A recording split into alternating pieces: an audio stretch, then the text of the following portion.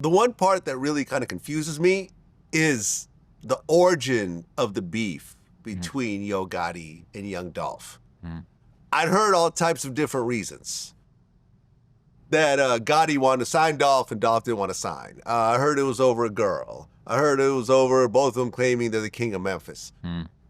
All these reasons sound stupid when you look at the outcome of how it happened. Do you know what the actual origin of that beef is?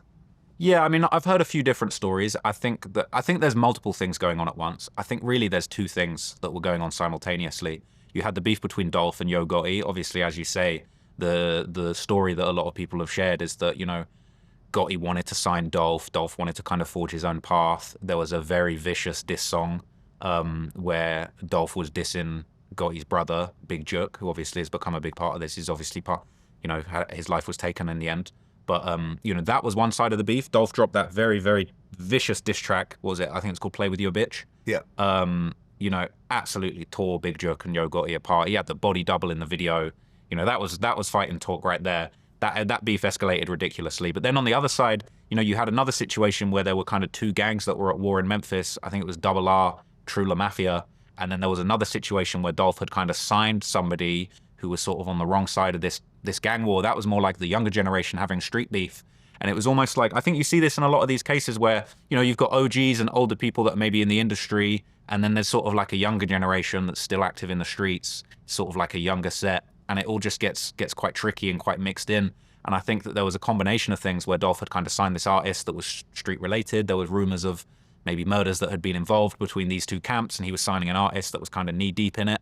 And that kind of on the street level for the younger guys, like that was a big part of kind of Dolph sort of choosing a side in this street war that was going on. And then, you know, the layer above that, then you have this war going on in the industry with Gotti and Big Jook.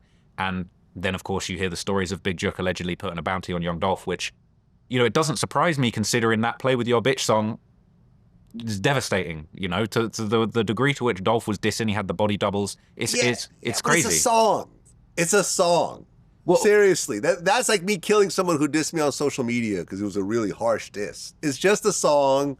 It doesn't affect anything, apart from some feelings being hurt. Well, but it's just a song. But that's you, Vlad. You're a law-abiding citizen. We're talking about guys that are supposedly kingpins in their cities. You know, there's probably a lot of big ego going on with that. Yeah, but when your brother is Yo Gotti and has a multi-million-dollar record empire with a bunch of successful artists, like Glorilla, who I heard charges $250,000 a show now. You see what I'm saying? And Yo Gotti has, I believe he has platinum records and stuff like that. So you're gonna start doing murders because your feelings got hurt, and this puts everything at risk. But the thing is, you say that like it's so ridiculous, but I feel it like, is ridiculous. But I feel like it's ridiculous, but it feels true because it's like you got a guy like Big Jook who was supposedly a real big kingpin.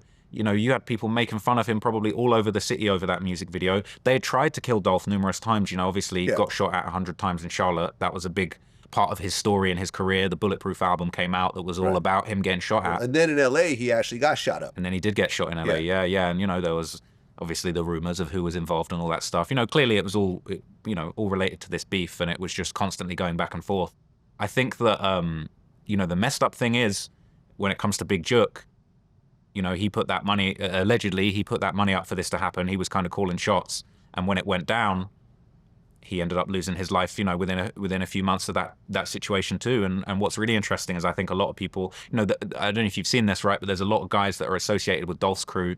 You know, when Jook got killed, they were really happy. They were hopping on Instagram Live talking about, yeah, the Dolphins went up this season, going back and forth about this stuff. And it's kind of like, I know it's ridiculous to think, oh, he did that over a song, but it's kind of like, all those years of disrespect and back and forth. And, you know, what I heard, and I put this in the video I did on my second channel, you know, there was I don't know if you heard of this, there's a gentleman, goes by the name Daddy-O, who was allegedly the head of Dolph's label, who kind of was the guy that sort of put Dolph on early, taking money from the streets to kind of help him get the record label going. And, you know, the rumor is that Daddy-O is kind of the guy that was heading up and standing on business after Dolph got killed for the things that unfolded afterwards.